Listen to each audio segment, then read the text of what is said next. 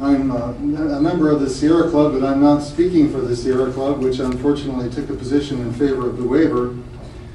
The Regional Water Quality Control Board originated with the Water Rights Board and the Water Quality Board and was consolidated into the State Water Board, which then has the regional water boards for each region. And it went along until we kept recognizing that water was more and more important up until 1969 with the Porter-Cologne Act. And then in 1972, everything changed with the Clean Water Act. At that time, the state was required to meet federal standards. Federal preemption on water quality in the waters of the United States means that the EPA Clean Water Act overrides all state laws. Now, the way the federal government usually works is that when there is a state law, they use it, but they require it to meet those standards. So whatever your decision is, you're going to have to meet the EPA standards, and you're going to be judged by the standards of the Clean Water Act. Now let me clarify some things which you may not know. First of all, the Clean Water Act does not require so-called secondary treatment with activated sludge.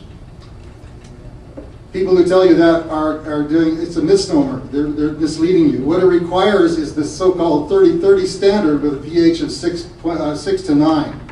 That's what it requires over certain specified periods. And that's an average because there's always variance. Now that 30-30 standard is what we refer to usually as secondary treatment. Now the idea that we would have to waste money on a secondary treatment plant with activated sludge and that would have no benefit is a false idea. Because by putting in this plant, we could not necessarily use activated sludge. All we'd have to do is meet the 30-30 standard. And the idea of that if we don't grant this waiver, that we'll somehow, we'll have to immediately change to secondary treatment and immediately follow the Clean Water Act is a false idea. When Orange County gave up its sewage waiver voluntarily, the only organization, by the way, that did voluntarily agree to give up the sewage waiver because we care about our property values in Orange County, and big hotels don't like to be swimming in sewage. There was a 10-year consent decree. Now you can do the same thing. You can negotiate an agreement to improve water quality and reclamation. And the groups that have been convinced to sign on to the waiver with the idea that in 5 years things will be different are just wrong. Because in 5 years the population will grow. The demands for a further waiver will increase. If you look at the way Point Loma works, it's basically just a settling facility which then flushes everything out into the ocean. Now, San Diego admittedly has other problems. I mean, we have South Bay Ocean outfall, and I say we because the ocean belongs to all of us and it's our issue too. There's South Bay Ocean outfall, which is a federal issue, and we need some sort of federal help. We also need to work with the idea that Point Loma is too small, because when the Clean Water Act, which was, by the way, the largest civilian construction project in our history, when it was implemented, there were federal dollars available for upgrades. Now, San Diego lost out. What we need to do is get federal help, to upgrade, and not to do activated sludge. I agree with the so-called environmental groups that support the waiver on that. We need to move beyond that. But with this waiver, if it's granted, we're not doing that. What's going to happen is in 5 years, we'll come back again. There's no requirement for any reconsideration. If there were, there'd be a settlement agreement. 5 years, we'll have more population, we'll have more wastewater, we'll be in a worse situation. San Diego will be even further behind the ball. Now in Orange County, we had to put up a certain amount of money to do what's called secondary treatment. More importantly, we did what's called groundwater replenishment system, where we take the treated wastewater, 100 million gallons a day, put it through advanced tertiary treatment and feed it back into the aquifer. If you look at our plant up there, it shows that the money we spent, which is a tiny amount of money, you'd hardly even notice it, maybe one coffee latte a week.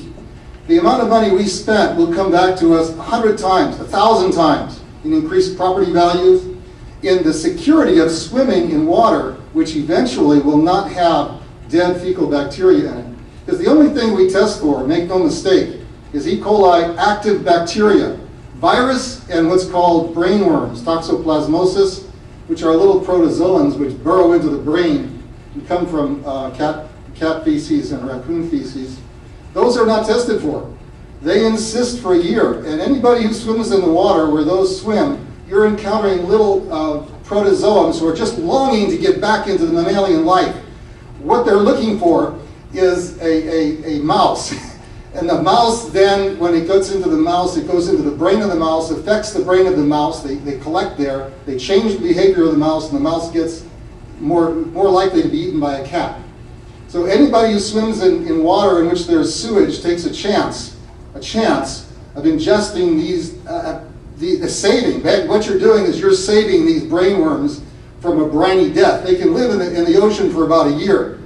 And when they collect in things like shellfish, and things like sea otters eat the shellfish, if you eat it when it's raw, there may be these little toxoplasmosis in there. So the security of knowing that we're not swimming in sewage water is worth it. I think it's worth it to San Diego too. I don't want the ocean, I don't care how far out it's dumped. The ocean is not as large as we think it is. You know, there's pollution in the North Pacific Gyre, the farthest place from land. And I think that you would agree that the health of the ocean and the wealth of our people are worth the additional small amount of money to do this right. And I think the environmental groups need to come on board. We need to move beyond mere secondary or tertiary treatment to complete reuse. But if you grant this waiver, nothing's going to happen. And that's what we're here to do today. And I'm not speaking as a Sierra Club for the Sierra Club. I'm just saying as a Sierra Club member, we're going to stop it.